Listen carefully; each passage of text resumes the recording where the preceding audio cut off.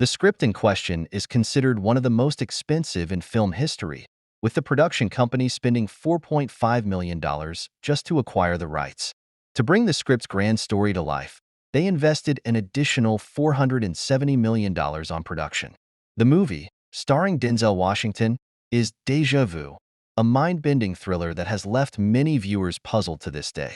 The story unfolds in Florida during the annual carnival in 2006. A group of Navy recruits and their families board a cruise ship to celebrate. However, shortly after leaving the port, the ship is devastated by a massive explosion, killing over 500 people. The incident causes a huge stir, and government officials send seasoned explosive expert Doug to investigate. At the scene, he finds a blue fragment with several wires attached.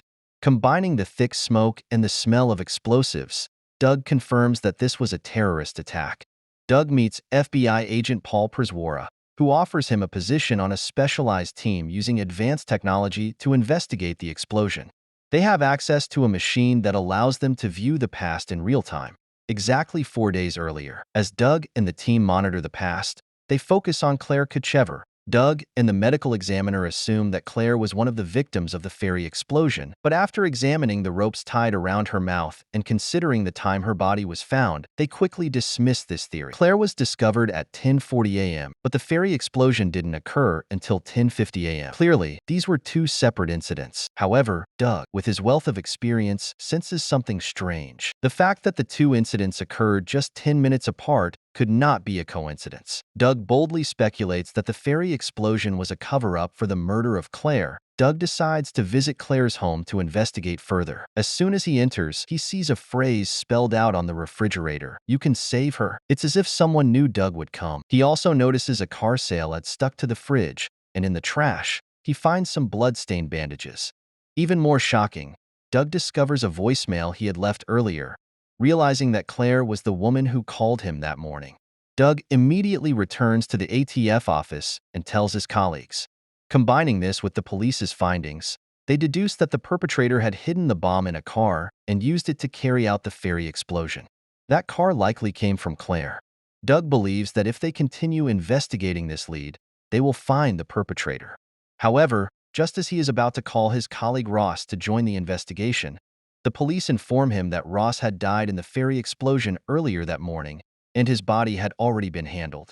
This news hits Doug like a ton of bricks because Ross wasn't just his colleague, he was like a brother to him. While Doug is still overwhelmed with grief, a special task force approaches him and takes him to a highly secure military base. The team leader explains that Doug's strong logical abilities will be critical in identifying the perpetrator of the explosion. They have a piece of technology that can look back in time exactly 4 days, combining satellite monitoring to provide a clear view of past events. However, this technology has limitations. It cannot rewind or fast forward, and the footage can only be viewed once before it vanishes forever. He receives a call from a colleague who questions why his fingerprints were found at Claire's house. Claire appears in the footage, and to Doug's surprise, she seems to sense that someone is watching her.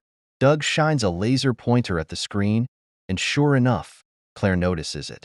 Suddenly, the power goes out at the entire facility. When the power comes back, Doug is furious, believing the police are hiding something from him. The staff can no longer keep things secret and explain that the machine was developed by Cambridge University.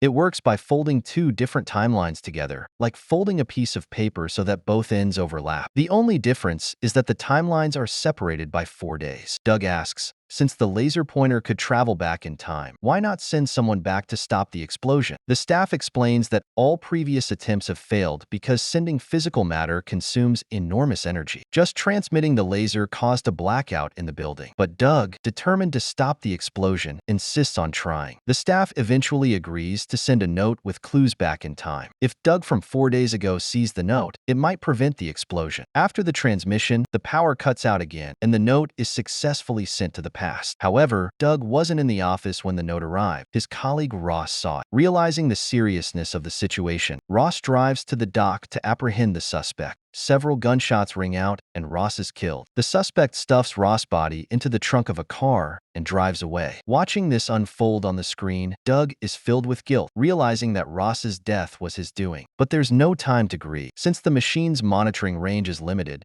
Doug decides to continue the chase using specialized glasses that allow him to track the suspect. This pursuit is incredibly challenging, as Doug sees the past through one eye and the present through the other.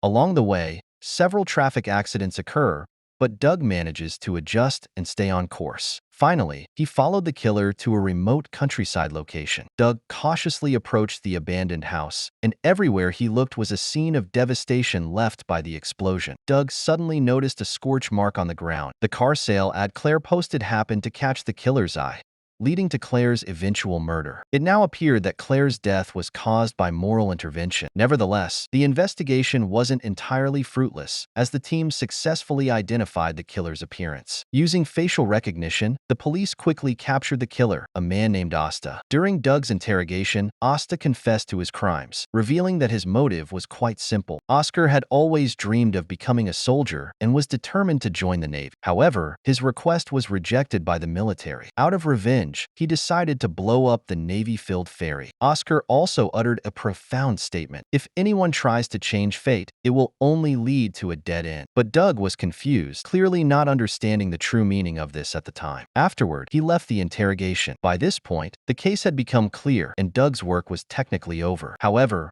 back at the office, as he looked at Claire on the screen, Doug suddenly had a bold idea. He wanted to send himself back 4 days to stop the bombing and save Claire. However, his idea was dangerous, as the risk was incredibly high. If he failed, only a dead body would be sent back. But after hearing the staff's warnings, Doug still insisted on his decision. He then resolutely entered the time machine. Doug was transported to a hospital, and the doctors, unaware of what was happening, were shocked by the scene. When Doug woke up, only 2 hours remained before the bombing. He immediately drove an ambulance out of the hospital and headed straight for the abandoned house. The scene then shifted to Oscar and was preparing to kill her. Claire fought back desperately, freeing herself and scratching Oscar's face, which enraged him. Oscar then grabbed scissors, ready to cut off Claire's fingers. Doug drove in. Seeing this, Oscar immediately pulled out a gun and shot Doug in the shoulder. Oscar then triggered the gas line explosion, while Doug rescued Claire and quickly followed him. With only 1 hour left before the explosion, Doug, injured from the gunshot, had to go to Claire's home to treat his wound. Since he was sent back in time, Doug was familiar with the house and quickly found alcohol to disinfect his injury. Claire found this all very suspicious and pointed a gun at Doug, demanding to know who he really was. Doug hurriedly explained that he was with the Bomb Management Bureau. Claire called the bureau, and after receiving confirmation, she finally set aside her suspicions. The two then headed to the dock where the explosion was about to happen. They saw the red car with the bomb. Doug decided to defuse the bomb while Claire was tasked with alerting the authorities. Meanwhile, Oscar was preparing to leave the dock. At that moment, Oscar spotted his bullet-riddled car, realizing that Doug and his team must have followed him. He quickly returned to the ferry. However, Claire, standing on the shore, saw him and, fearing for Doug's safety, jumped onto the ferry just as it was departing. Unfortunately, she was soon spotted by Oscar. Meanwhile, a patrolling officer noticed Oscar's suspicious behavior and approached to question him. Without hesitation, Oscar opened fire. Hearing the gunshots, Doug rushed to the scene, but with Claire still in Oscar's hands and the disparity in firepower, he couldn't act recklessly. Oscar was distracted. Claire stepped on the gas, successfully subduing him. Doug then finished him off with a shot, and Oscar collapsed.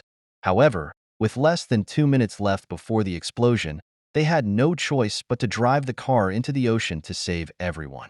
With Doug's help, Claire managed to escape, but when it was Doug's turn, time had run out. Claire was devastated. Just then, a police officer approached her and mentioned that a bomb expert would come to ask her some questions. To Claire's shock, the expert turned out to be Doug from this timeline. The story ends with the two sharing a smile,